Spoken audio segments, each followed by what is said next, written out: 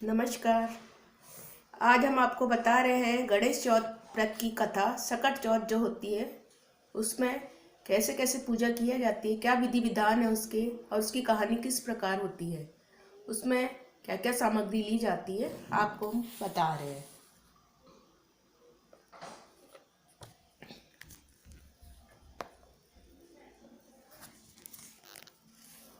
इसमें आपको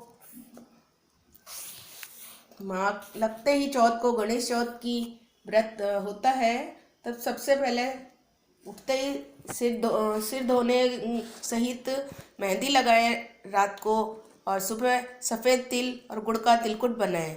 एक पट्टे पर जल का लोटा रखें, चावल रोली एक कटोरी में तिलकुट और रुपये रखकर जल के लोटे पर सतिया लगाकर 13 टिक्की करें और चौथ में विनायक जी की कहानी सुने और थोड़ा सा तिलकुट ले लें। कहानी सुनने के बाद एक कटोरी में तिलकुट और रुपये रखकर हाथ फेर कर सासू जी के पैर छूकर दे देवें। जल का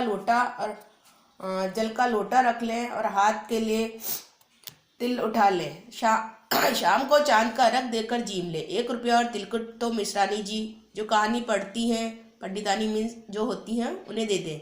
खाना अवश्य खाएं, तिलकुट जरूर, जब खाना खाएं तिलकुट अवश्य खाना होता है। गणेश जी की कहानी। एक साहूकार और एक साहूकारनी थे। वे धर्म पुण्य को नहीं मानते थे, जिसके कारण उनके बच्चा नहीं हुआ। एक दिन पड़ोसन सकट चौथ की कहानी सुन रही थी। तब साहूकारनी उसके पास आकर बोली, तुम क्या कर रही हो? तब वह बोली, आज चौथ का व्रत है, इसलिए कहानी सुन रही हूँ। तो साहूकारनी बोली कि चौथ का व्रत करने से क्या होता है? तब वह बोली, अन्न धन सुहाग हो, बेटा हो। तब साहूकार की बहू बोली, यदि मेरे गर्भ रह जाए तो 1.25 सेर तिलकुट करूंगी और चौथ का व्रत भी करूंगी। उसके गर्भ रह गया तो वह बोली, मेरे लड़का हो जाए तो मैं 2.5 सेर का तिलकुट करूंगी। उसके लड़का भी हो गया तो वह बोली हे चौथ माता, मेरे बेटे का विवाह हो जाएगा तो मैं 1.25 सेर का तिलकुट करूंगी। उसके बेटे का जब विवाह तय हो गया तो विवाह करने सब चले गए। तब चौथ विनायक जी ने सोचा कि जब से इसके गर्भ रहा है तब से रोज तिलकुट बोलती है, और अब तो बेटे का विवाह भी हो गया, तब भी तिल का एक भी दाना दान नहीं किया इसने। अगर हम इसको परपंच नहीं दिखाएंगे तो अपने को कलयुग में कोई नहीं मानेगा, और इसके बेटे को फेरों में से ले लेंगे। तब उसने 3 फेरे लिए तो चौथ माता गरजती हुई आई और उसके बेटे को उठा करके पीपल पर बिठा दिया, और चारों तरफ हाहाकार मच गया। सब उसको ढूंढने लगे कि दूल्हा कहाँ गया, परंतु कहीं भी नहीं मिला। लड़कियां गणगौर पूजने गांव से बाहर दूध लेने जाती थी। तब वह कहता था, आ मेरी अर्धव्याही। यह सुनकर वह लड़की सूख कर कांटा हो गई, और लड़की की माँ बोली, मैं तुझे अच्छा खिलाती हूँ, अच्छा पहनाती हूँ, फिर भी तू क्यों सूखती जा रही है? तो वह बोली, जब मैं दूध लेने जाती हूँ तो एक पीपल में से एक आदमी बोलता है, आजा मेरी अर्धव्याही, और उसने मेहंदी लगा रखी है, सेहरा बांध रखा है। तो उसकी माँ उठी और उसने उसके साथ जाकर के वहाँ देखा तो वह उसका जमाई था। तब वह अपने जमाई से बोली कि तू यहाँ क्यों बैठा है? मेरी बेटी तो अर्धब्याही कर दी, अब क्या लेगा तू? तब वह बोला, मेरी माँ ने चौथ माता का तिलकुटा बोला था, वह उसने नहीं किया, और चौथ माता नाराज हो गई और उसने मेरे को यहाँ पीपल पे बिठा दिया। वह वहाँ गई और साहूकारनी से बोली कि तुमने गणेश जी का कुछ बोला था क्या?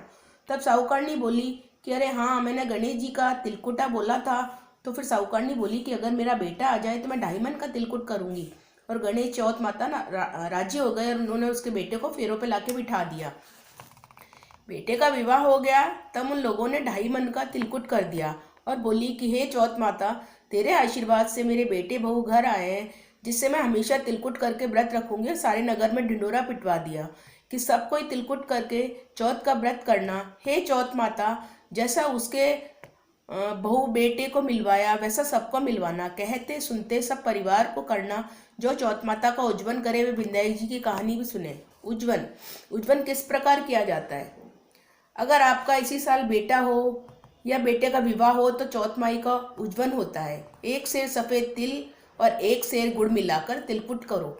1 चम्मच से तिलकुट की 13 कुड़ी करें और उस पर 1 तियल रख करके, रुपये रख करके, इच्छा अनुसार हाथ फेर करके रोली चावल मनस करके बाद में सासू जी के पैर छूकर दे देवे। चौथ माई की कहानी सुने और सिर्फ चौथ का उज्जवन करें तो एक थाली में 13 जगह 4 जगह हलवा रखें और 1 तियल रुपये उस पर रख कर सास को पैर छूकर दे दे। 13 ब्राह्मणी को जिमाएं।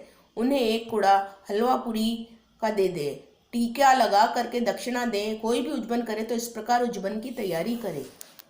नमस्कार।